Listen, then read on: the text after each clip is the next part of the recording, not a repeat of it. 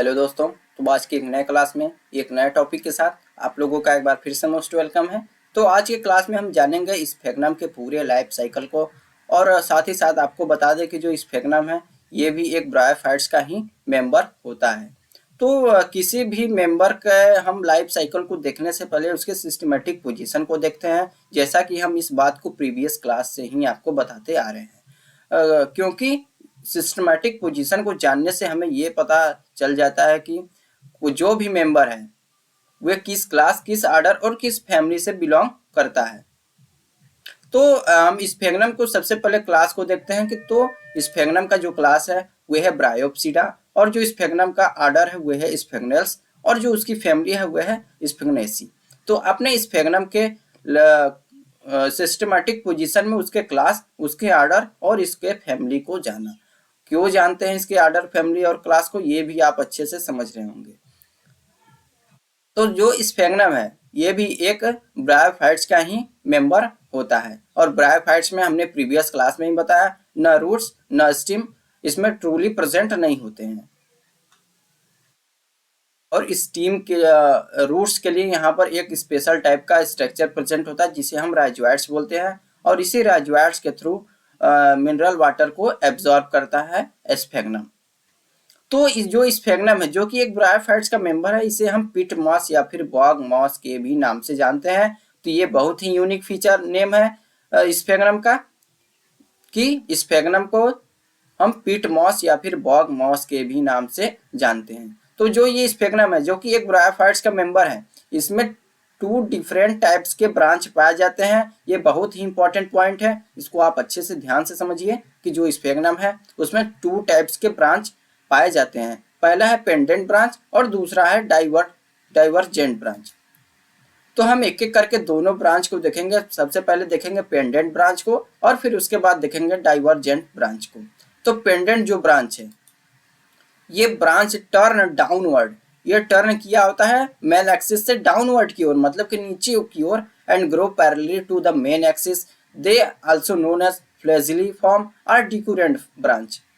तो ये जो पेंडेंट ब्रांच है ये तो सबसे पहले ग्रो किया होगा या फिर टर्न किया होगा डाउनवर्ड मेन एक्सिस से नीचे की ओर, और ग्रो किया होगा पैरेलली, और इसे हम फ्लेजिलीफॉर्म या फिर डिक्यूरेंट ब्रांच के भी नाम से जानते हैं।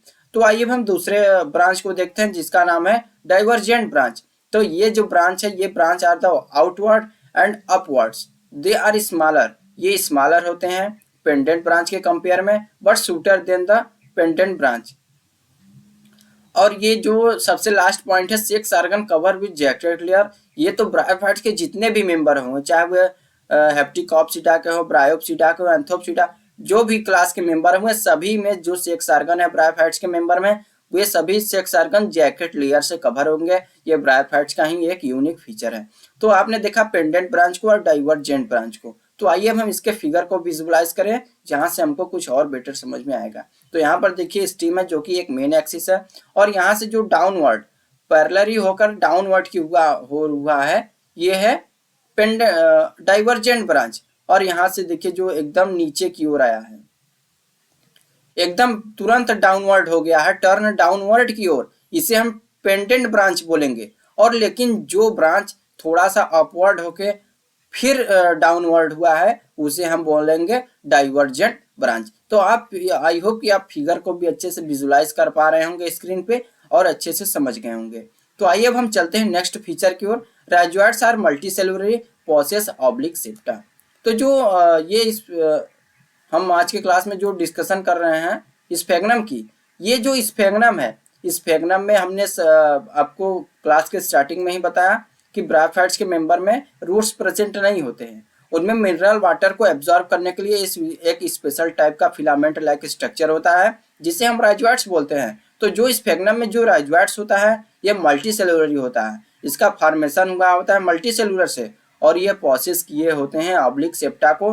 तो ये पॉइंट जो है बहुत ही यूनिक है, यहाँ से भी आपके एग्जाम में एमसीक्यू टाइप क्वेश्चन बन सकते हैं कि जो स्फेग्नम है उसमें ऑब्लिक सेप्टा प्रेजेंट होता है। सेप्टा का मतलब कि इनके बीच जो पैरेलल लाइन होता है वे पूरी तरीके से कंप्लीटेड नहीं होता है, अनकम्प्लीटेड होता है, जिसे हम ऑब्लिक सेप्टा के नाम से जानते हैं। और सेकेंड इसका फीचर है कि development of leaf stem and antheridium of Sphagnum similar to Bryopsida. ये भी अपने फीचर को देख लिया। तो अब हम चलते हैं इनके गेमेटोफिटिक स्ट्रक्चर की ओर। तो प्रीवियस क्लास से ही मैं बताते आ रहा हूँ कि जितने भी ब्रायोफाइटा के मेंबर होते हैं, ब्रायोफाइटा के हर एक क्लास के मेंबर में उनके लाइफ साइकिल में गेमेटोफिटिक फेज और स्पोरोफिटिक फेज दो फेज इन्वॉल्व होते हैं। ब्रायोफाइट्स के जितने भी मेंबर हैं उनके लाइफ साइकिल में गेमेटोफिटिक फेज और स्पोरोफिटिक फेज ये दो फेज इन्वॉल्व होते हैं। तो हम इस स्फेग्नम में सबसे पहले देखेंगे गेमेटोफिटिक फेज, इनमें क्या क्या रीजन होते हैं, फिर हम जानेंगे उनके स्पोरोफिटिक रीजन को भी, स्पोरोफिटिक स्ट्रक्चर को भी जानेंगे। तो सबसे पहले हम देखते हैं स्फेग्नम के गेमेटोफिटिक स्ट्रक्चर को। तो जो स्फेग्नम का गेमेटोफाइट स्ट्रक्चर है ये तीन रीजन में डिवाइड होते हैं। पहला है कॉर्टेक्स रीजन, दूसरा है प्रोजेनकाइमेंटस रीजन और तीसरा है सेंट्रल सिलेंड्रिकल रीजन। तो सबसे पहले जो कॉर्टेक्स रीजन है ये तो सबसे पहले आउटर फॉर्म होता है। कॉर्टेक्स रीजन सबसे आउटर होता है और इसमें 2 to 4 लेयर होते हैं थिन वॉल्ड के, और जिसे हम हाइलिन सेल के नाम से जानते हैं। तो यहाँ का जो कॉर्टेक्स है, ये कॉर्टेक्स का बस इंपॉर्टेंट पॉइंट यही है कि इसमें हाइलिन सेल प्रेजेंट होते हैं और ये सबसे बाहरी की तरफ प्रेजेंट होता है। 2 से लेकर 4 लेयर इसमें प्रेजेंट होते हैं। तो आइए अब हम दूसरे रीजन की ओर चलते हैं जिसका नाम है प्रोजेनकाइमेंटस रीजन। तो प्रोजेनकाइमेंटस जो रीजन है ये कॉर्टेक्स रीजन के जस्ट बाद प्रेजेंट होता है, मतलब कि अंदर की ओर प्रेजेंट होता है, और इसमें 4 से लेकर 6 लेयर प्रेजेंट होते हैं और स्मॉल होते हैं, स्मॉल थिक होते हैं, मतलब कि छोटे होंगे और पतले होंगे। और नैरो प्रोजेनकाइमेंटस सेल, और नैरो होता है प्रोजेनकाइमेंटल सेल। और ये बहुत ही इंपॉर्टेंट पॉइंट कि ये जो प्रोजेनकाइमेंटस रीजन है गेमेटोफाइटिक स्ट्रक्चर का, ये प्रोवाइड कराता है मैकेनिकल सपोर्ट टू एक्सिस को, मैकेनिकल सपोर्ट टू एक्सिस को। और इस रीजन को हम एक और नाम हाइड्रोम के नाम से भी जानते हैं।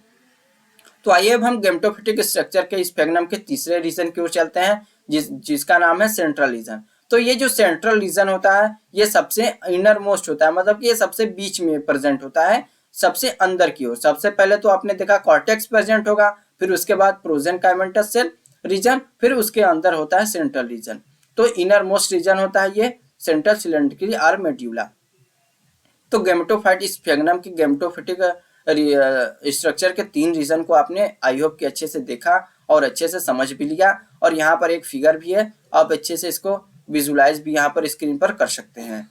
तो यहाँ पर एक और यूनिक फीचर बताऊँ आपको स्फेग्नम का, एमसीक्यू टाइप क्वेश्चन बनने लायक, कि जो इसका स्टीम होता है ये स्टीम एक रिटॉर्ट सेल को कंटेन किया होता है, और ये रिटॉर्ट सेल कुछ माइक्रोस्कोप से देखने पर इस प्रकार का विजुलाइज होता है जैसा कि आप अपने स्क्रीन पर विजुअल कर पा रहे होंगे। तो आपने स्फेग्नम के गेमेटोफिटिक स्ट्रक्चर को देखा और अच्छे से समझ भी लिया। तो अब हम चलते हैं उनके स्पोरोफिटिक स्ट्रक्चर की ओर। जैसा कि आप प्रीवियस क्लास से स्पोरोफिटिक स्ट्रक्चर की पे हम डिस्कशन कर रहे हैं और अच्छे से आप समझ भी रहे होंगे कि ब्रायोफाइट्स के जो मेंबर होते हैं उनका जो स्पोरोफाइट स्ट्रक्चर होता है वह फूड, सेटा एंड कैप्सूल में प्रेजेंट डिवाइड हुआ होता है। लेकिन कुछ जो मेंबर हैं ब्रायोफाइटा के जैसे मार्केंसिया, उनमें केवल सेटा एंड कैप्सूल ही प्रेजेंट होता है, फूड पूरी तरीके से एब्सेंट होता है।